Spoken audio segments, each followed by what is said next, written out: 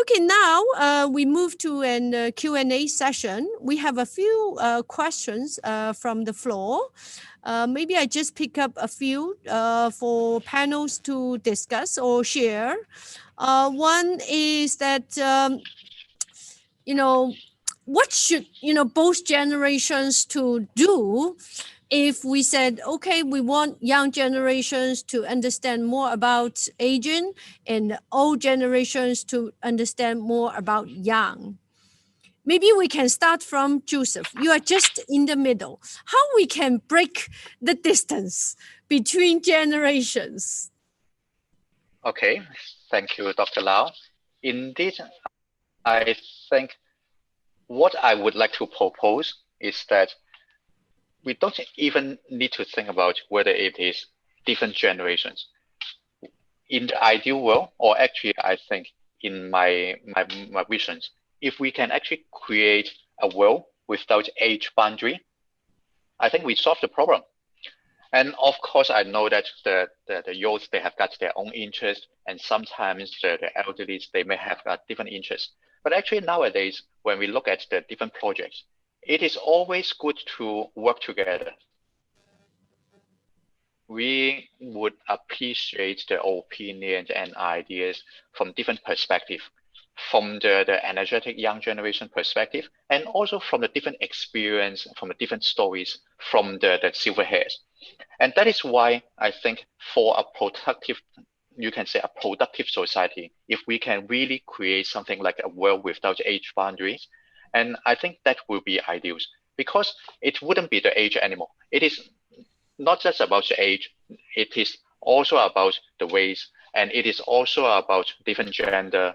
And I think everyone would be able to understand each other more. So that is my very quick thought on this. Thank you. Maybe Abigail would have your views on this, because you are, comparatively speaking, you are young. Okay. I think in order to bridge the generation gap, I think we can start from our family member. If we spend more time with our elderly, especially if we have been living with the elderly in our family, and it will be easier for us to understand their need and how much care do they need. And yeah, I think it is a good starting point. Okay, Abigail said we should start from family. How about you, Dr. Lam? I agree. We should start from family. And why? Because our household size is decreasing, and further decreasing will be the trend. And now our average household size is 2.7 people per household. That means we don't have a mother, father, a son or a daughter, and not to mention grandparents. So it is very different from 20 to 30 years ago. Youngsters used to live with older people, apart from their own parents. So we do need a lot of education on aging, since our young people, they don't have the experience of seeing how people age, or even better, seeing how people dying. And so this kind of, and also because of various government policy, which I should take the blame. Age segregation is a huge issue in our various systems and policy areas. Say we have a center for the old people, and also we have center for the young people, and but we never mix them together. Yeah. So all these kind of age segregation leads to various kind of problem. Age discrimination, ageism, and gap, and all these and misunderstanding. So what we need to do is a lot. We should start from the family, and we should start from the education, and we should overhaul our system of age segregation. And one good thing Elderly Commission has been doing for many years is called Elder Academy. All over the world, there are so-called third age university and those kind of things. And they usually have a separate building or separate centers for all these continuous learning, especially for the senior people. But we want to disrupt the whole concept since we have this age segregation issue in Hong Kong. So we start an Elder Academy without building anything. We just ask the schools, the primary school, secondary school, and also the universities to open up their campus to let the old people come in and join the classes with them. And the old people can teach the students, and also the students can teach the old people, or they can learn a particular subjects, maybe a hobbies or whatever, together. And I would say it is a very good experiment. We have more than 150 different elder academies in Hong Kong now. So we need a lot of such initiatives in Hong Kong since our structure of our society is so segregated. So we must build various initiatives to mix people together of different ages. And now we are in the phase of merging the centers for the old people and the centers for the young people together. And actually it's very interesting, and the results is very good. And I went to visit some of them, and the old people found that they are getting younger because of that. And the young people found that, oh, they changed their stereotyped concept about old people entirely, because they found that old people are funny.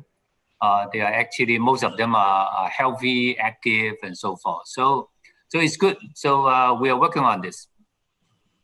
Thank you, Dr. Lam. Thank you, Abigail. Thank you, Joseph. And I totally agree that, you know, age shouldn't be one of the barriers, but as mentioned by Dr. Lam, it is very unfortunate. Our society has been established a lot of infrastructure that actually restrict us. And even, I would say, the technology development bring different impacts for different generations. As mentioned by Dr. Lam, maybe, you know, for those who, you know, I myself is over 50, for those of my generation and even senior generation, a lot of things we need more time to learn, you know, even to download an app, learn how to use it. But for younger generations, it takes you only a second to grasp such an functionality, and also maybe the applicability of that apps. These are all the existing challenges that we have, and but through I do believe through efforts, joint efforts by different stakeholders, we must have worked out solutions and also innovations. And I have a question that is quite interesting, I would say. That is a question from audience talking about why sometimes we lose our enthusiasm in life, how to keep us motivated and less diverted from the distractions in terms of keeping productive. And also, you know, when we are young, we start a healthy lifestyle, and when we move into middle age and old age, we still continue to do. How to keep, you know, all people motivated and enthusiastic in a productive life? Maybe this time we start from Dr. Lam. Oh, my solution is very simple. As I just mentioned, we should merge all our different stages together. Actually, we shouldn't divide our life into various stages. Say, even for students, it's good for them to work. many of time, our problem in our education is we pretty much lacking the sense of vocation in our education. So even PhD students, they know nothing about the society. They only know their own subjects. And they don't have experience working as a team. And also they can't solve the problem. And it's mainly because they are not exposed to the real world. And so I'm very interested when one time I visited a primary school, and the teacher designed a very good curriculum. They asked the student to solve the problem of that particular school.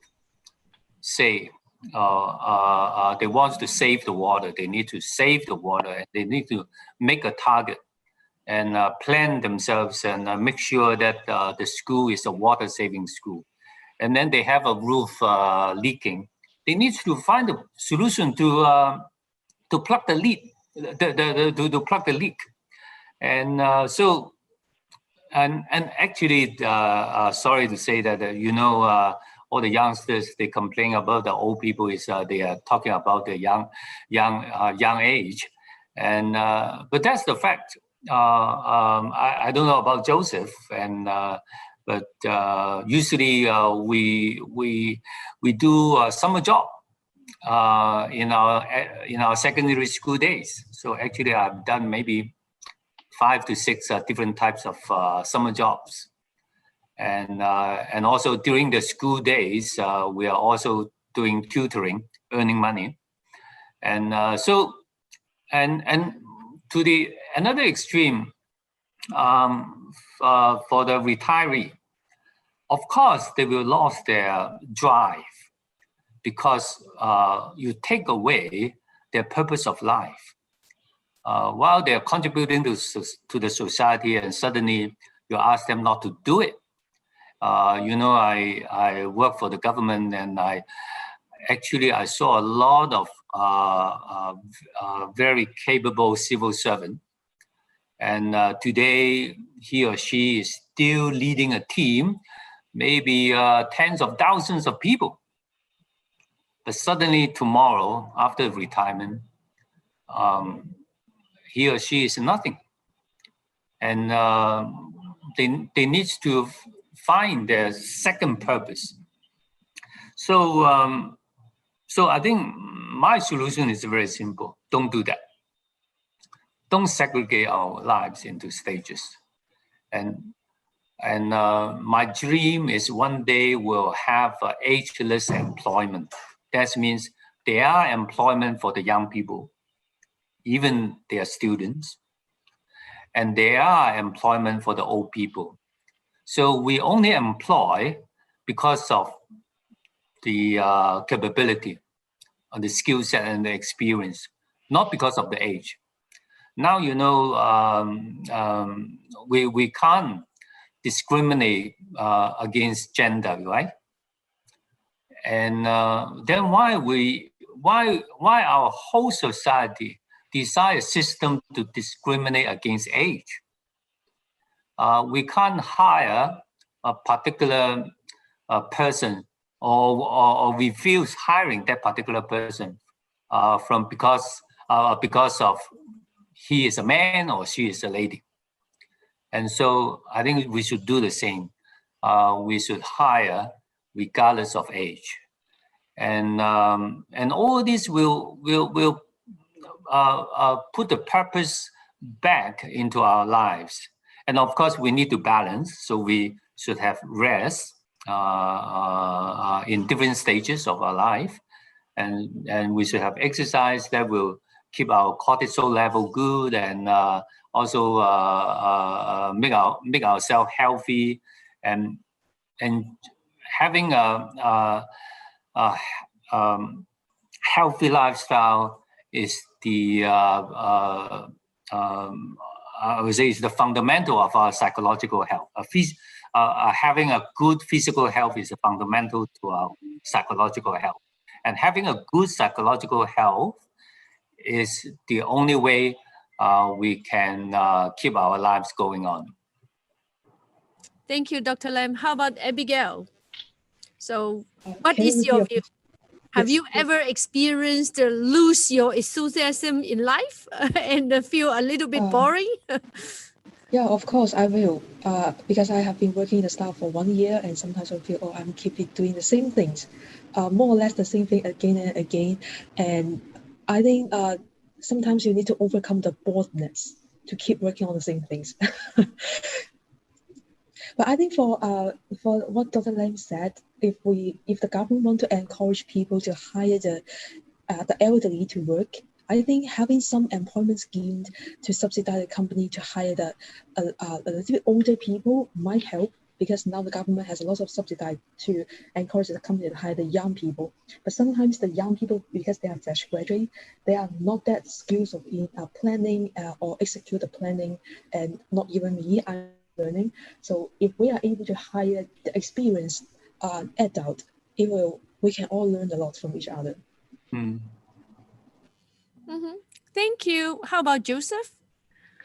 In my view, I think one of the reasons is that, and I don't think it is necessarily the elderly, it can happen to all the different age groups as well, is that when, especially in Hong Kong, everyone are so sucked into their job. And no matter we are talking about the senior management or the labor intensive job, once they are so sucked in their job, they work and work and work, and afterwards they go back home, they eat, and then they rest, and then the other day again they start the same routine again. Then suddenly, if they are at the age of the so-called retirement, the job is not with them anymore. Then where should they go, or which direction should they explore? It would be not easy for them. So maybe I think this is also the time to disrupt the system, to think about what is the meaning of work. I think things has been really changing quite a lot, because in the past we are talking about everyone need to go to the office or go to a particular place to do the job. But actually nowadays, a lot of the new opportunities that we can actually work from home, we can actually do the different things, do the different tasks, and then we can work with all those different type of people, even remotely, virtually. So maybe this is the time I put an entrepreneurship hat on. So when Dr. Lam talked about your academy, and we can actually introduce the entrepreneurship elements inside, because this is where everyone would try to explore the opportunity, to try to see where is the potential for development. And I think nowadays when we talk about innovation, usually we wouldn't relate innovation to the elderly creators. But I would say, why not? They can still learn about, let's say they can learn about the use of design thinking, or they can learn about using their life experience to think about where the society can be improved. Of course, technology-wise, it wouldn't be their strength, but this is where we can have their ideas, and then we can have the young generation technologies to join force. Then maybe we are going to create a silver entrepreneurship system in Hong Kong. Then we can have even more new ideas, because when we have got these new ideas, we can create new values. Then Hong Kong will be somewhere that we can, and you can say, engage the different resource, and then we can create values at different, you can say, different disciplines, different industries. And I think there will be opportunity for us. But of course, we need to relook at the whole systems. And so everyone can find the directions where they can experiment, where they can explore. And I'm still positive on it, maybe because I'm always positive to find solutions to different challenges. But I think this is something that we can all do together. Yeah, thank you, Joseph. Thank you very much. I do agree that we are just in a transition. You know, our society has been developed steadily in the past maybe a half century, and now we are experiencing a very fast technology change and also a very fast social change under the COVID. So it is a very good time for us to call for action again. Today, this is our first trial to try to advocate and also call for your commitment, your action to join us to promote more about the generation-free productive life. How we can do if you are a student? Please join us and contribute to Geron-Infusion Education in whatever way. You can be a student champion. You can talk to me, talk to Joseph about entrepreneurship, and also if in future in your UO orientation camp, please encourage the young students to enroll into the human lifespan multidisciplinary cluster minor.